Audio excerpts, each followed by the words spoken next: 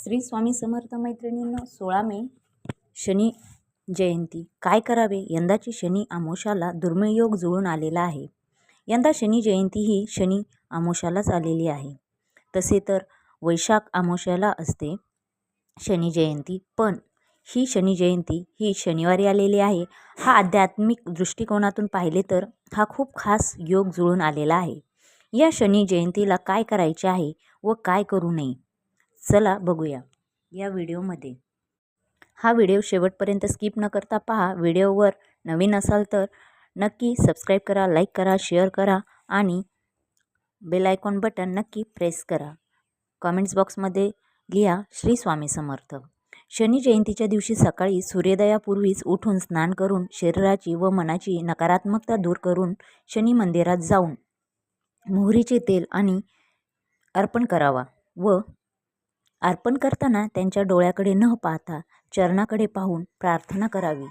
त्याचबरोबर संध्याकाळच्या वेळेला पिंपळाच्या झाडाच्या मुळाशी मोहरीच्या तेलाचा दिवा लावावा.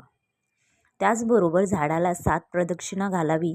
घालत असताना शनिदेवाच्या मंत्रांचा जप करावा. या दिवशी दानाचं खूप महत्त्व आहे. तुम्हाला जसे शक्य आहे तसे गरीब गरजू व्यक्तीला अन्नदान नक्की करा.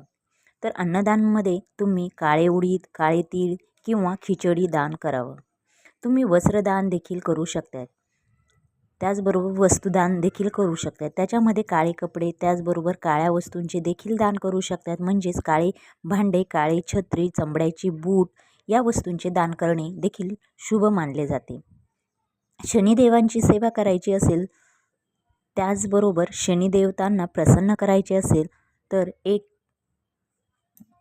म्हणजेच पशूची सेवा करणे, म्हणजेच कुत्र्याची सेवा करणे, गाईची सेवा करणे, या गोष्टी शनिदेवांना प्रसन्न करणाऱ्या गोष्टी आहेत आणि या गोष्टींची तुम्ही सेवा करावी. कुत्र्याची, गाईची, ती सेवा शनिदेवांना खूप आवडते. काळ्या कुत्र्याला किंवा काळ्या गाईला तेल लावलेली भाकरी खाऊ घातल्याने सुद्धा शनिपीडा शांत होते. शनी जयंतीला शनी मंत्रांचा जप करणे शक्य असेल तर मंत्रांचा जप नक्की करावा. शनी स्तोत्राचे पठण करावे किंवा कमीत कमी ते ऐकावे. या पद्धतीने तुम्ही शनिदेवांना प्रसन्न करण्यासाठी शनी जयंतीला हे उपाय करू शकतात. त्याचबरोबर या दिवशी काही गोष्टी टाळाव्यात. या दिवशी मीठ, लोखंड, मोहरीचे तेल विकत घेऊ नये. तुम्हाला जर दान करायचे असेल तर ते अगोदर शनिवारच्या दिवशी, शनी अमावस्या, शनी जयंतीच्या अगोदरच्याच दिवशी तुम्ही त्या विकत घ्यायच्या आहे आणि त्या दिवशी तुम्ही दान करू शकता. कोणाशी खोटे बोलू नये, कोणत्याही गरिबांचा अपमान करू नये. या गोष्टी इतर दिवशी पण करू नये. फक्त शनी अमावस्याला आणि शनी जयंतीलाच करावे असं नाही. इतर दिवशीही तुम्ही कोणत्या गरीब, दयाळू अशा व्यक्तींची, पाळीव प्राण्यांची अशी त्यांना मारणे, तिस्कारा करणे अशा गोष्टी करू नये. खास करून शनी जयंतीला या गोष्टीचे भान ठेवावे. शनिदेव कर्म फळ दान आहेत, न्यायाची देवता आहे. तुमचे कर्म नुसार फळ देत असते. शनी जयंतीच्या दिवशी, शनी अमावस्याच्या दिवशी गोरगरीब अपंग व्यक्तींचा आपल्याकडून अपमान होणार नाही याची काळजी घ्या. त्याचबरोबर जे वृद्धांना छळतात, द्वेष करतात अशा व्यक्तींना शनिदेव माफ करत नाही. निस्वार्थपणे केलेली सेवा शनिदेवांना आवडते. माणसाच्या काही सवयी शनिदेवांचा राग ओढावून घेणाऱ्या असतात. त्या कोणत्या सवयी? तुम्ही आई वडिलांचे अपमान करत असाल, त्यांची सेवा न करता छळ करत असाल, तर आयुष्यात कोणतेही दानधर्म करत नसाल, त्याचबरोबर पत्नीला मारत असाल, त्याचबरोबर इतरांना दुखवत असाल, अशा ज्या काही गोष्टी आहेत, कोणत्याही फसवणूक करत असाल, तर त्याचबरोबर व्यसनावर पैसा उधळत असाल तर शनिदेवांची तुमच्यावर नाराजी होणार याची शंका नाही.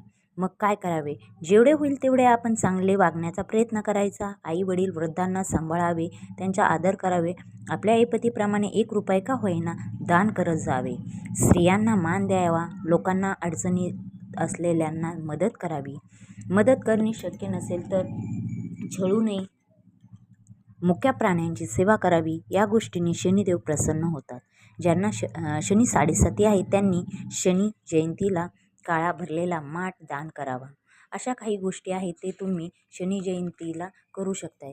ही जी शनी जयंती आहे ती खूप 13 वर्षानंतर हा योग जुळून आलेला आहे. शनी अमावस्याला शनी जयंतीचा योग जुळून आलेला आहे आणि यावेळेस केलेले जे काही तोडगे आहेत तर ते खूप फलदायी आहे. कोणाला साडेसाती असेल वगैरे तर त्याच्यासाठीचे काही हे जे मी उपाय सांगितलेले आहे, पिंपळाच्या झाडाखाली जाऊन त्याच्या मुळाशी तुम्हाला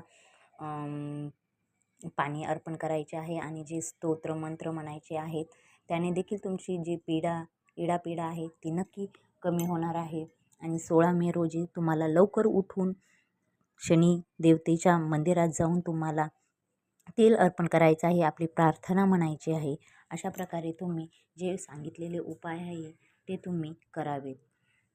जर तुम्हाला हा माझा व्हिडिओ आवडला असेल तर नक्की लाईक करा, शेअर करा, सबस्क्राईब करा आणि बेल आयकॉन बटन नक्की प्रेस करा नवनवीन व्हिडिओ पाहण्यासाठी. आणि श्री स्वामी समर्थ कमेंट्स बॉक्समध्ये लिहायला विसरू नका.